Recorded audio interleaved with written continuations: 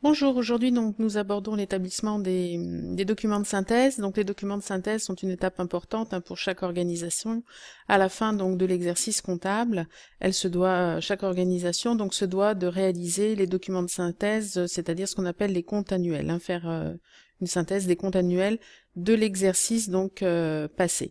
Donc ces documents de synthèse se décomposent en trois types de documents. Tout d'abord le bilan, le compte de résultat et l'annexe. Donc nous allons revenir sur chacun de ces documents pour voir son rôle et son élaboration.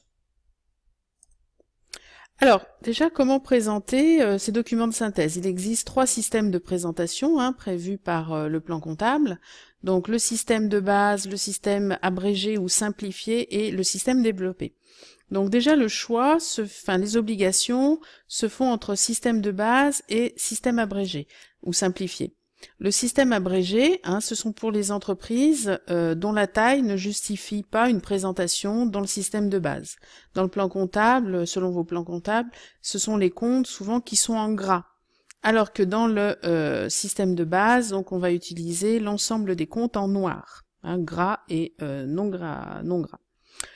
Donc, selon la taille de l'entreprise, elle aura le choix entre le système abrégé ou simplifié et le système de base. Le système développé, lui, c'est un système facultatif. Donc, il n'est en rien obligatoire. Ce sont souvent des entreprises qui sont soumises au système de base, mais qui vont proposer un compte de résultat et un bilan plus détaillé avec le système développé, afin d'avoir une analyse plus fine et compléter donc leur solde intermédiaire de gestion, pouvoir faire un calcul de la capacité d'autofinancement et de tableau de financement de manière plus fine, avoir plus de détails donc dans leurs différents comptes. Donc selon les plans comptables, vous avez tous les comptes en noir et ceux en italique. Donc l'obligation, c'est soit système de base, soit système abrégé ou simplifié si la taille de l'entreprise le justifie, et facultatif, si l'entreprise le souhaite, de proposer donc un système développé.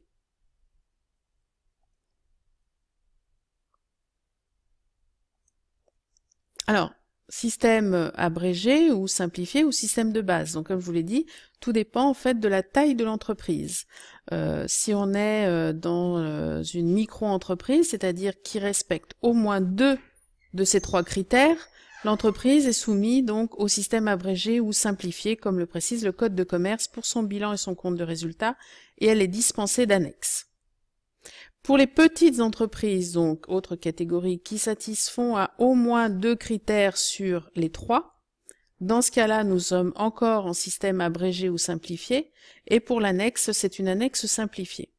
Pour toutes les autres entreprises, c'est-à-dire celles qui ne satisfont pas 2 critères sur les 3 en micro-entreprise ou en petite entreprise, bien là, c'est le système de base qui doit s'appliquer, puisque je vous ai dit tout à l'heure que le système développé était facultatif. Alors quel est l'objectif quels sont les objectifs du compte de résultat? L'objectif, c'est de déterminer bien sûr le résultat comptable de l'exercice qui s'est écoulé, où on va regrouper donc toutes les charges et les produits à partir de la balance après inventaire. Et la différence entre donc ces produits et ces charges vont faire apparaître le résultat comptable. Donc ce compte de résultat, il ne présente vraiment que l'activité de l'exercice, voir si elle a été bénéficiaire ou déficitaire. Alors que le bilan, lui, évalue donc le patrimoine de l'organisation à une date donnée, donc toujours à partir de la balance après inventaire, mais c'est son patrimoine donc depuis sa création, donc les années là sont cumulées. Il faut bien faire attention que dans la balance après inventaire, les valeurs donc qui figurent dans la balance sont les montants bruts qu'il faudra faire figurer notamment à l'actif brut. Alors ce sont des documents obligatoires, donc l'entreprise, quand elle a déterminé ses documents de synthèse, donc doit compléter une liasse fiscale. Donc c'est l'ensemble des documents fiscaux qui sont prescrits par l'administration fiscale et qui sont obligatoires. Donc dans cette liasse fiscale, on va trouver les états financiers, donc ceux dont on a parlé, le bilan, le compte de résultat, et notamment faire apparaître le résultat fiscal, et l'annexe avec donc les différents tableaux, tout ce qui va présenter en fait le détail, puisque le bilan et le compte de résultat donnent des informations synthétisées. Dans l'annexe, on va pouvoir trouver des informations sur ce qui s'est passé au cours de l'année, notamment en matière d'immobilisation, d'amortissement, de créances, d'actionnariat, etc. Donc c'est vraiment un élément, cette liasse fiscale de preuve qui va justifier le montant de l'impôt à payer. C'est là-dessus que l'administration va se focaliser pour déterminer le montant de l'impôt. Il faut vraiment qu'elle reflète l'image fidèle de l'entreprise. Alors cette liasse fiscale, elle peut être soit simplifiée, quand le chiffre d'affaires donc est inférieur à 783 000 € pour tout ce qui est activité de livraison de biens, ou 236 000 € pour les prestations de services. Si ce chiffre d'affaires est supérieur, donc dans ce cas-là, on est dans une liasse fiscale normale. Une fois que cette liasse fiscale est complétée, elle doit être obligatoirement donc déposée au service des impôts des entreprises pour justifier donc le montant de l'impôt. Alors à la clôture des comptes, une fois que cette liasse fiscale a été réalisée, il va falloir donc solder les comptes de gestion pour faire apparaître donc le résultat qui va être enregistré donc soit en classe 1, enfin dans un compte de classe 1, pour permettre de le reprendre donc dans le bilan. Donc si le résultat est un bénéfice, dans ce cas-là, on va enregistrer donc le résultat dans le compte 120, résultat de l'exercice qui est un bénéfice. Si le résultat au contraire est une perte, donc là, ça s'enregistrera dans le compte 119, résultat de l'exercice, donc spécifiquement pour les pertes. Et ce compte sera donc reporté dans le bilan. Donc bien sûr, ça c'est à faire avant l'édition des documents de synthèse, bien sûr. La présentation donc des résultats va être également faite par le comptable, soit sous forme écrite, soit sous forme orale, lors d'une réunion, donc aux dirigeants, aux actionnaires.